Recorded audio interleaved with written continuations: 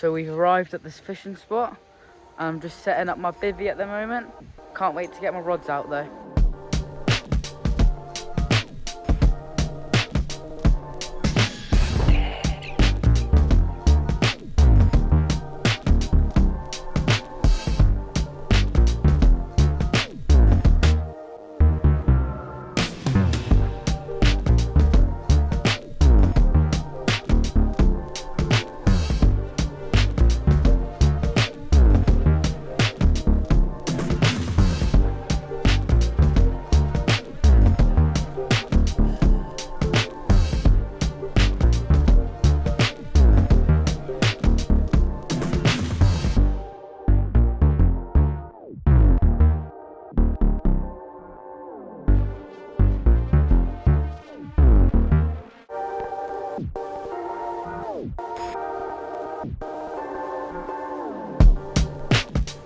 So we're about halfway unloaded.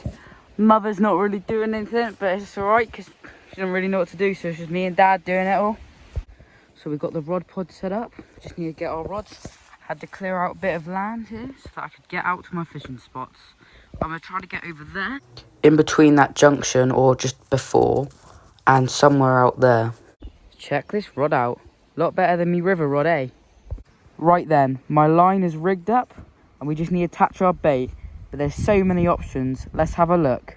Boom. This is obviously our bait to attract our fishing. But see, I'll do that in a minute. We just got to choose what boilies we want. But there's so many options. I do like the bread flakes. I'm definitely going to keep with the bread flakes. So they're a definite. So now what else should we choose? Oh, pop-up. Could do a pop-up. Alright, let me have a further look and I'll get right back to you guys. So we got our pink pop-up, but we've kind of dug it out a bit so it'll act like a wafter and sink, but not all the way. Check this out, guys. These are my other favourite pop-ups, but I don't really know what to use. I might use a pink pop-up for my other rod, so I'm just thinking. These are me wafters. They say pop-ups, but that's just because I've used a different container, so they're not actually Indian spice, but they work quite well, but I don't really use them a lot, so I don't know how well they work, if you get me. So I've got my yellow wafter on. It's a sweet corn flavour, but sweet corn alone, it's not going to do the job. So I'm going to add some squid goo onto it and see how that goes. So guys, so I got it on. It's all over it, but I got a little on my finger. So that is not coming off this whole fishing trip, and my fingers are going to stink. Alright, so guys, we got my personal favourite. We got the bread flakes. Got a couple of them in there. They always work quite well. Then we have our salmon and shrimp boilies. These always work quite well as well, but they're obviously not my favourite. And then we have, love and behold, just your regular pellets. And we want to get this probably about the centre of the lake. So let's get it out there. So we're driving out the boat. So we're going to try to not go in between, but we're going to go near that little outcast, because if there is a big carp over there and it takes it, my whole line might snap on the reeds. So I'm going to go for about there. I wouldn't. I would go over to where the goose are now. Alright, so I'll make a quick turn in. Alright, I'll stop it. Alright, so what, do I just click up? Yep, just push right on that button there. There you go, definitely dropped. And drive it back. Yep, you take the rod and I'll bring it back to the docking station. Alright, let's get him back then. Somebody's on a fish. Keep him out there, Lily Wilson. How's he feel? Not really sure yet. Looks like he's giving you a good old fight. He's doing a scrap. He's gone in deep though. He's got some power to it, hasn't he? Look at that rod bend. Oh, told you, Jake. In the margins, son. In the margins. Alright, I'll go get the net, yeah? Yes, please. Look at that dragonfly. He's huge. Oh, there was two. Well, anyway. Hey, Jake. You know why there was 2 dragonflies right then? Why? That time of year, mate. Oh my god.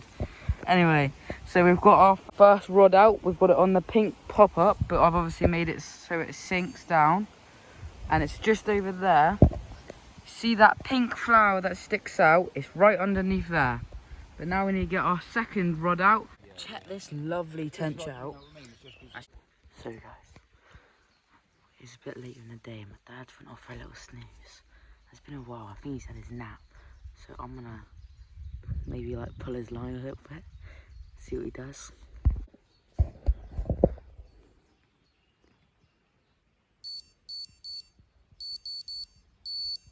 Jacob, wind your neck in and only rest on the eyes. You won't beat the koi whisperer. So you're probably thinking, is that all the fishing trip? Only a 4-5 minute video? Well, I had to stop recording because there's like copyright laws. Me and my dad had the same video clips. So I was the bigger man and I said, you can have all of them and I'll just use my canal and river fishing for the rest. As this is a completely fishing video and I'm going to have an explanation why I haven't been recording or posting anything for weeks. So guys, guess what? I've just caught my first ever trout.